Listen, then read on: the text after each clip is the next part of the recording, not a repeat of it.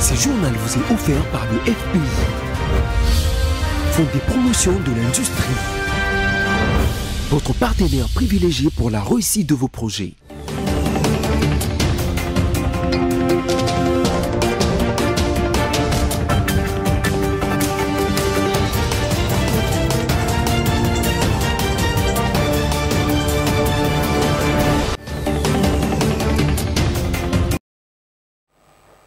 Bienvenue mesdames, mesdemoiselles et messieurs, si vous nous rejoignez sur BSC TV, c'est l'heure du journal et tout de suite les principaux titres.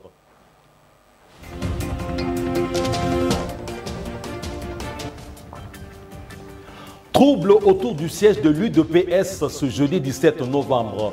Des militants non nommés parmi les mandataires ont manifesté.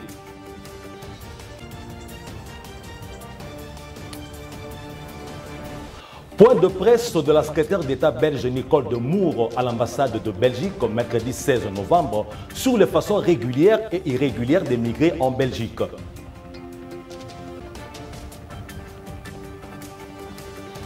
Les Léopards Handball Dames ont vu leur rêve d'accéder en demi-finale s'estomper hier à l'Arena de Dakar devant les Lions indomptables du Cameroun. Commençons avec cette brève de la tempête qui est passée autour du siège de l'UDPS sur la 10e rue Limité ce jeudi 17 novembre. Des manifestants mécontents de ne pas figurer parmi les mandataires récemment nommés se sont produits scandant des chansons de détresse. Après plusieurs heures de manifestation, la police est intervenue pour disperser les manifestants. À Lubumbashi, où une marche de soutien au FARDC au front, dans le Nord Kivu, contre les rebelles. Je disais qu'à Lubumbashi, où une marche de soutien au FARDC au front, dans le Nord Kivu, contre les rebelles du M23 a été organisée en réponse à l'appel lancé par les chefs de l'État. Le Premier ministre Sama Lukonde a dépêché, mercredi 16 novembre, une délégation des membres de son cabinet pour participer à la manifestation de ce jeudi 17 novembre. C'est un reportage que signe Laetitia Mwemba.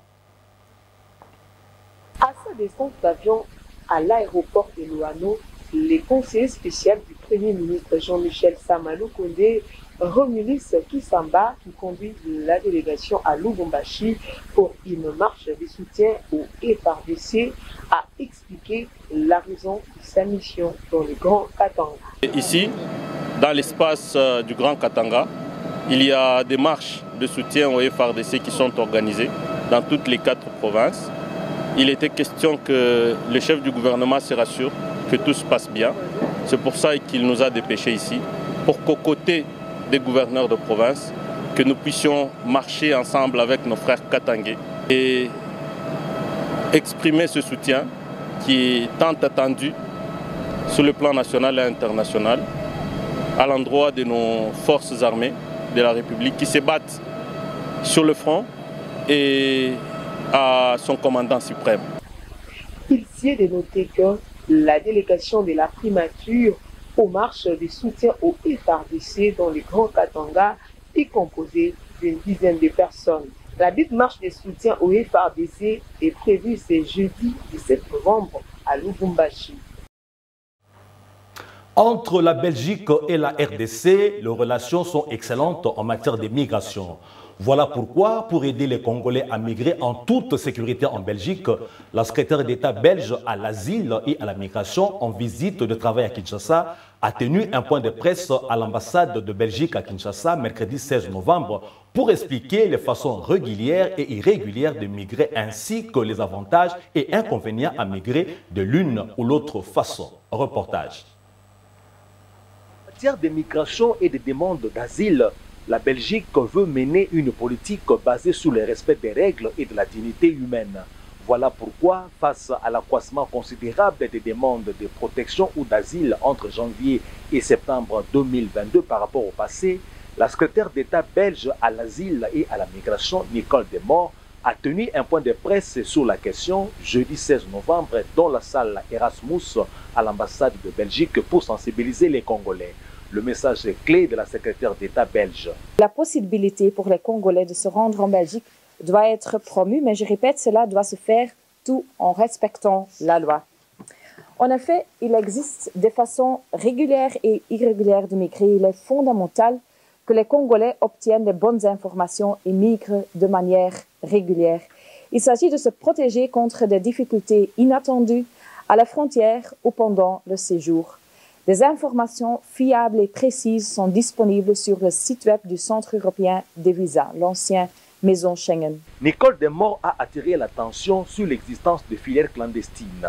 Et je voudrais ici souligner l'existence d'une filière clandestine qui, au moment où je vous parle, envoie des milliers de jeunes Congolais à Chypre. Et en effet, il y a certaines agences, ici à Kinshasa aussi, qui, moyennant de grosses sommes d'argent, envoient des milliers de jeunes en Chypre via la Turquie en leur promettant l'Eldorado européen et une arrivée rapide dans l'espace Schengen, notamment en Belgique ou en France. Et la plupart de ces jeunes sont bloqués, souvent enfermés, en attente de leur retour forcé en RDC. Après l'exposé de Nicole Demort, la parole a été accordée aux journalistes présents pour poser leurs questions. Il y a des procédures pour migrer vers l'Europe, pour des personnes qui ont trouvé un emploi, des personnes qui veulent travailler, des personnes qui veulent étudier. C'est possible, il y a des voies légales et ça c'est important de stresser et c'est la même chose en Chypre. Et donc, on travaille ensemble avec la Chypre pour l'organisation du retour pour des personnes qui ne remplissent pas les critères d'asile. Il faut noter que la secrétaire d'État belge a tenu ce point de presse à l'occasion de sa visite de travail du 13 au 17 novembre 2022 en RDC. À la primature, le Premier ministre Jean-Michel Sama-Lukonde a présidé une réunion importante marquée par la participation de responsables de la MONUSCO et de quelques membres de son gouvernement. Au centre des échanges, la question connexe au retrait de la MONUSCO. Laetitia Mwemba signe ce reportage. La question liée au plan de retrait de la MONUSCO était essentiellement sur la table des discussions entre le Premier ministre Jean-Michel Sama-Lukonde, les membres du gouvernement et les responsables de la mission onusienne. Pour le porte-parole du gouvernement, cette rencontre consistait à faire le point de raccourcir le délai de la MONUSCO. Il avait été convenu que nous puissions travailler sur le plan de retrait en cours avec la MONUSCO, y compris pour raccourcir le délai. Et dans ce plan des délais, il y avait des rôles qui étaient répartis d'une part à la mission et d'autre part au gouvernement congolais. La réunion d'aujourd'hui consistait à faire le point sur l'évolution des différents jalons, parce que vous savez qu'en fin d'année, il y a généralement une résolution qui vient renouveler le mandat de la MONUSCO pour voir dans quelle mesure, dans ce mandat, on pourra intégrer les éléments qui viendront notamment dans la partie congolaise dans le cadre du plan de retrait souhaité par notre population et par nous-mêmes. Selon le vice-premier ministre en charge de l'intérieur et sécurité, Daniel Assilou, face à l'incapacité de la MONUSCO et l'humiliation que subit la RDC, le gouvernement est appelé à tout recadrer pour que tout se passe dans de bonnes conditions. Comme Madame l'a reconnu tout à l'heure là, j'ai eu aussi à lui demander d'instruire les agents de la MONUSCO, plus particulièrement ceux qui sont à l'est du pays, de pouvoir faire profil bas. Parce que cette population congolaise a une mentalité de déception aujourd'hui. Tout ce qui est en train de se faire, c'est parce que le pays se sent humilié. Et il n'y a pas de raison que nous puissions imposer une quelconque logique qui ne cadre pas avec cette déception, que nous voudrions plutôt encadrer pour que le tout se passe dans de bonnes conditions. Quant à la question du M23, les gouvernements congolais restent catégoriques, pas de négociations avec les terroristes. De la primature à l'Assemblée nationale, là-bas, le ministre des Finances Nicolas Kazadi a présenté et défendu 2 projets de loi visant la mobilisation de recettes de l'État à compter de l'exercice budgétaire 2023. La commission ECOFIN de la Chambre basse a dès lors 7 jours de travail d'examen des 10 projets de loi avant leur adoption en plénière. Clémence Feza signe ses reportages. Le mardi 15 novembre 2022, les patrons de finances, le ministre Nicolas Kazadi, étaient face aux députés nationaux pour présenter et défendre 2 projets de loi visant la mobilisation de recettes de l'État dès l'exercice budgétaire 2023. Ces 2 projets de loi sont, primo, les projets sur l'import sur les sociétés et le revenu de physique. Secondo, les projets sur la loi modifiant et complétant la loi numéro 004/2003 du 13 mars 2003 portant réforme de procédure fiscale. Le ministre Nicolas Kazadi a souligné à l'hémicycle l'objectif de cette réforme en ces termes. Il s'agit d'une réforme fiscale, une grande réforme fiscale dont les 2 textes de loi proposés ici ne sont que des éléments partiels. Pour ce qui est de la réforme fiscale dans son ensemble, ce qu'il faut retenir, c'est que son objectif n'est pas d'introduire plus d'impôts, ni dans l'absolu de réduire le nombre d'impôts, mais de mettre en place un système avec de meilleurs impôts. Donc je dirais ni plus d'impôts, ni moins d'impôts, mais mieux d'impôts. Et cela va se traduire, bien entendu, par la réduction du nombre d'actes générateurs, parce que nous sommes dans un contexte où, vous le savez très bien, nous sommes écrasés sur le nombre d'actes générateurs, pas seulement pour la DGI, mais pour l'ensemble des régies. Après un débat houleux avec les élus du peuple, l'Assemblée nationale a déclaré recevables ces 2 projets de loi, mais la commission ECOFIN a 7 jours pour enrichir les 10 projets avant leur adoption en plénière. Sommet de la francophonie à Djouba en Tunisie, le comité national des 9e Jeux est présent à ce sommet et affiche ses couleurs dans le village tunisien francophone érigé à cette occasion mercredi 16 novembre. La délégation congolaise est composée de la représentante personnelle du chef de l'État à la francophonie, du directeur national des Jeux et de son adjoint. Images et commentaires. Très animé et qui attire du monde depuis l'ouverture de ces villages à l'occasion du 18e sommet de la francophonie à Djerba. Répondant aux questions de nombreux visiteurs, le directeur Isidore Kwanza a rassuré toute la communauté francophone de l'effectivité des Jeux à Kinshasa en 2023, tout en soulignant la volonté et la détermination des autorités congolaises de réussir ces paris. Nous sommes ravis de participer à ce sommet qui est une opportunité de pouvoir renforcer la solidarité entre les pays francophones. Comme vous le savez bien, la RDC, c'est les 2 pays francophones en termes de locuteurs. Et puis également, vous savez, cette conférence coïncide avec les 50 ans de la francophonie, dont la Tunisie, au travers le président Bourguiba, qui a lancé la francophonie. Nous sommes ravis de pouvoir participer.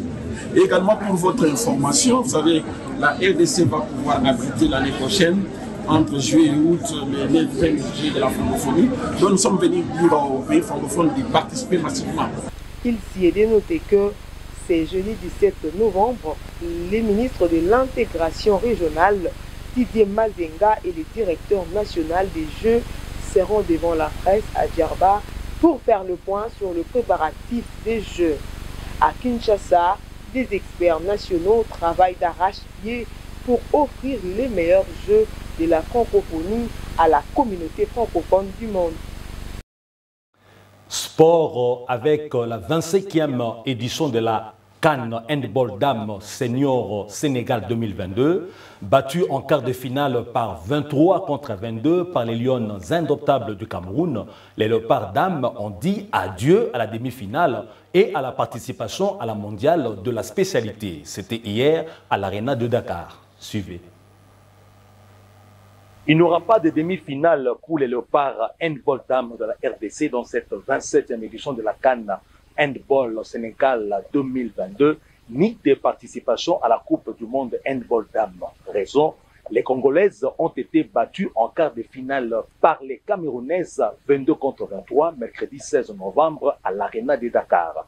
Une élimination qui fait mal à la RDC, vu qu'elle a affiché un bon visage dans cette compétition continentale, ayant fini à la phase de poule deuxième du groupe A derrière l'Angola. Jusqu'ici, en définitive, après 4 sorties, la RDC a remporté 2 victoires et concédé 2 défaites. Débarqués de la course à la demi-finale et à la qualification à la Coupe du Monde, les Léopards Handball Dames seniors de la RDC ont eu droit au match de classement face à la Côte d'Ivoire ce jeudi pour la 5e place. Débarqués de la course à la demi-finale et à la qualification à la Coupe du Monde, les Léopards Handball Dames seniors de la RDC ont eu droit au match de classement face à la Côte d'Ivoire ce jeudi pour la 5e place dans cette 27e édition de la CAN Handball Dames seniors. Oui, après cette triste nouvelle de l'élimination des Léopards seniors dames en handball, place au rappel des titres pour ceux qui nous ont suivis en cours de diffusion.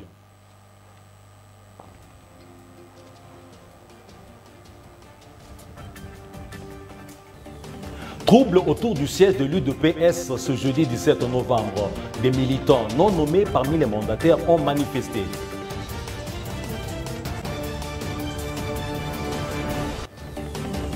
Point de presse de la secrétaire d'État belge Nicole Demour à l'ambassade de Belgique au mercredi 16 novembre sur les façons régulières et irrégulières de migrer en Belgique.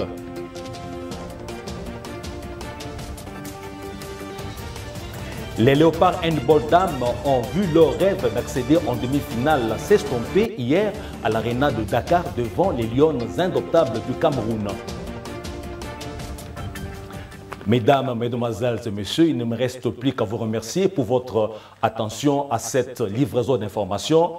Aujourd'hui, c'est la fin et le prochain rendez-vous, c'est comme toujours sur votre chaîne bien-aimée BC Télévision. Au revoir chez vous.